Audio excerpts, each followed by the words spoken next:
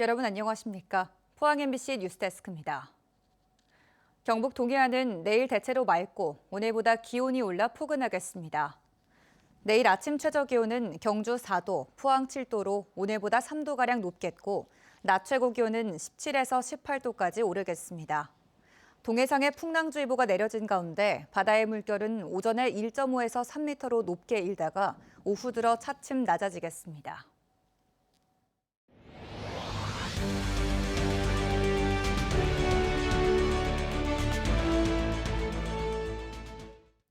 아시아태평양 지역 21개 회원 정상이 모인 경주 에이펙 정상회의가 지난 주말 폐막했습니다. 정상회담을 통해 한미 관세 협상이 타결되고 냉각 상태였던 한중 관계 회복에 대한 기대감이 커지는 등 굵직한 외교적 성과가 나왔습니다. 무엇보다 대도시가 아닌 인구 24만 명의 중소도시에서 대형 국제 행사를 치러냈다는 점은 의미가 남다르다는 평가입니다. 윤태호 기자가 보도합니다.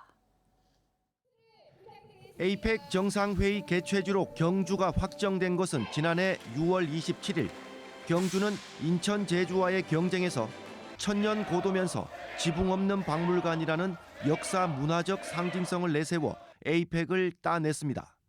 에이펙이 경제협력체지만 문화산업 고위급 대화가 에이펙 역사상 최초로 열린 것은 그 배경에 경주가 있었습니다. 문화가 곧 경제고 산업이라는 화두를 역사 문화 도시에서 제시함으로써 시적절했고 설득력이 컸다는 평가입니다. 경주시와 경상북도는 이런 점을 살려 에이펙 개최지면서 한류의 중심이라는 이미지를 대외적으로 알리는 데 주력할 계획입니다. 그럼 에이펙이 끝나면은 일회성이 그치는 게 아니고 경주 포럼을 만들어서 한류를 한껏 번창시키는, 그래서 문화 번영을 할 수 있는 경주 포럼 하나 만들려고 준비하고 있고. 에이펙을 통해 한미 관세 협상 타결과 중국과의 관계 회복, 글로벌 기업 투자 같은 국가적 성과 못지않게 지역에 안겨진 자산도 크다는 분석입니다. 초대형 국제 행사를 인구 24만 명의 중소도시가 치러냄으로써 지역 역량을 입증했습니다. 에이펙 정상회의를 통해 경주시와 경상북도가 얻게 된 소중한 성과라는 평가가 나옵니다. 비상계엄과 정권 교체 등 예상치 못한 변수로 준비 과정이 순탄치 않았고 특히 인프라 공사에 대한 우려가 컸음에도 지방정부, 지방행정에 대한 책임감을 보여준 것은 의미 있는 소득입니다. 에이펙 성공 개최를 위해 민간 주도로 범시도민 지원위원회를 만들고 친절과 청결을 표방한 K미소 운동을 자발적으로 펼친 것은 무형의 자산으로 남을 걸로 기대됩니다. MBC 뉴스 윤태호입니다. 경주시는 오늘 간부공무원 회의를 열고 2025 에이펙 정상회의의 성과를 점검하고 후속 대응 방안을 논의했습니다. 이날 회의에서는 에이펙 정상회의장 시민 개방 계획이 공개됐는데 경주시는 오는 5일부터 9일까지 5일간 경주 화백 컨벤션 센터 3층 정상회의장을 시민에게 공개해 국제회의의 현장을 직접 체험할 수 있도록 할 예정입니다. 혼란을 방지하기 위해 일반 시민 관람은 사전 등록제로 운영되며 신청 방법은 추후 경주시 홈페이지를 통해 안내할 계획입니다. 더불어민주당은 경주 에이펙 정상회의 폐막과 관련해 정부와 국민 여러분께서 만들어주신 기적을 성과로 보답하겠다고 밝혔습니다. 민주당 김현정 원내대변인은 어제 국회 소통관 브리핑에서 이같이 밝히고 지난 한 주는 정상국가 대한민국이 세계 정상으로 발돋움하는 시간이었다고 말했습니다. 에이펙 회원국 만장일치로 채택된 경주선언도 의미를 더했다고 평가하면서 한미 협상을 성공적으로 마무리할 수 있도록 후속 입법에 전념하겠다고 덧붙였습니다.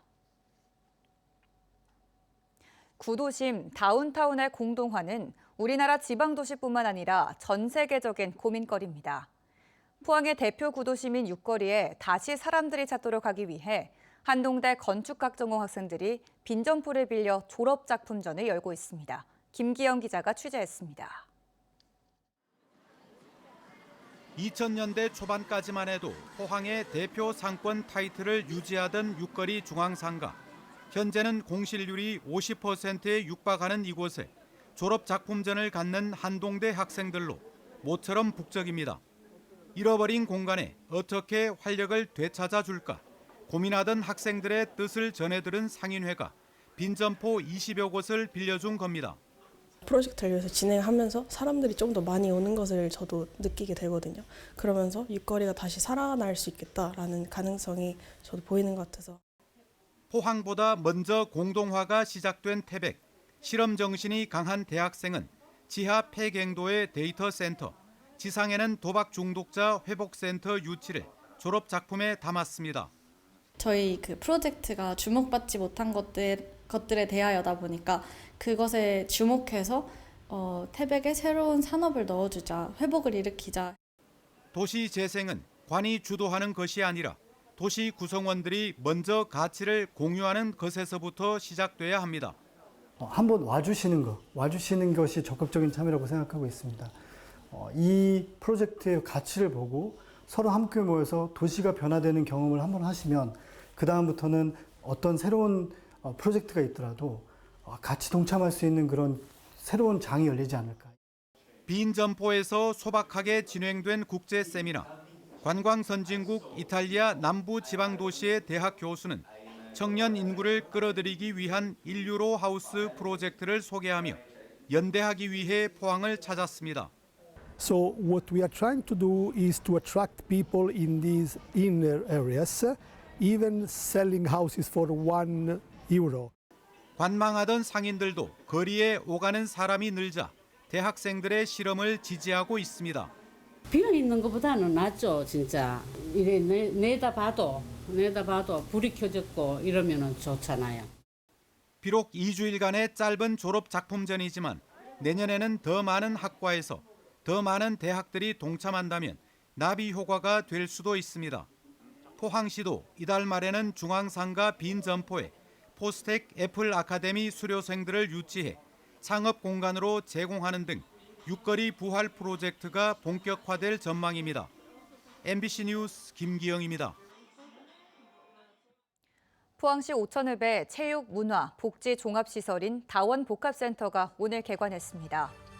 다원복합센터에는 50m 8레인, 25m 6레인 규모의 실내 수영장과 청소년들의 학습, 동아리, 진로 활동을 지원하는 청소년 문화의 집, 초등 돌봄센터 등을 갖췄으며 야외에는 운동 트랙과 공원 등 무장의 환경으로 조성됐습니다.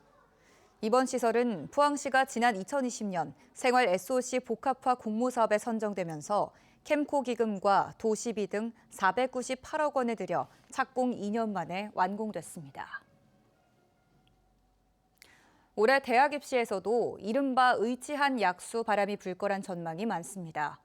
의치한 약수, 그러니까 의대, 치대, 한의대, 약대, 수의대 순으로 고득점자들이 최우선 지원하는 세태를 말하는데요. 이번 수시 모집을 보면 생존을 위한 지역 대학들의 변화도 두드러집니다. 김철우 기자입니다. 2026학년도 대학 입학 전형에서 지역 대학들은 꽤 안도하는 분위기입니다. 모집 학생 부족할 걱정을 그나마 들었다는 이야기인데요. 이번 수시 모집을 통해서 대학들은 향후 변화의 방향을 더욱 굳혔다고 합니다. 2020년부터 지역 대학들은 학생 모집이 어려운 학과들을 폐지하거나 통폐합하기 시작했습니다. 그 대상은 의문학 계열이 가장 많고 자율 전공 학부, 사회과학 계열 순입니다. 2020년 이후 새로 생긴 학과들은 폐지된 학과 수를 넘어섭니다. 주로 보건 계열, 응급 구조 같은 자격증이나 취업이 잘 되는 학과들이고 경쟁률도 높습니다. 서울대 경영 합격하고 한의대 중복 합격하면 의치한 약수로 다 빠져나갑니다. 이 대학은 좀 안 좋지만 예컨대 취업이 확실히 보장되는 그런 특성화된 대학이 있다. 그럼 글로 갑니다. 이른바 과거의 대학 명성을 따라 진학하던 시대는 지나갔다는 겁니다. 대학을 고르는 기준은 미래 직업과 진로를 위한 과정이고 수단이 되다 보니 대학도 거기에 맞춘 변화를 하고 있습니다. 2030년대 이제 진짜 미끄럼틀형 학령 인구 감소잖아요. 그 대응이 어떻게 되느냐에 따라서 대학의 전망이 아마 갈릴 거라고 저는 그렇게 생각합니다. 이대로면 현존하는 학과의 절반 이상이 사라질 것이라는 전망이 나오는 가운데 학령 인구 급감을 앞둔 지역 대학들의 구조조정에 가까운 변화는 더욱 가속화될 것으로 보입니다. MBC 뉴스 김철우입니다. 포항 형산 배수구역 양악천이 기후에너지 환경부 주관 2025년 하수도 정비 중점 관리 지역에 최종 선정됐습니다. 이에 따라 포항시는 총 사업비 675억 원 중 국비 60%를 지원받아 내년부터 2030년까지 빗물 펌프장 신설, 관로 7.1km 정비, 배수터널 0.5km 신설 등의 사업을 추진합니다.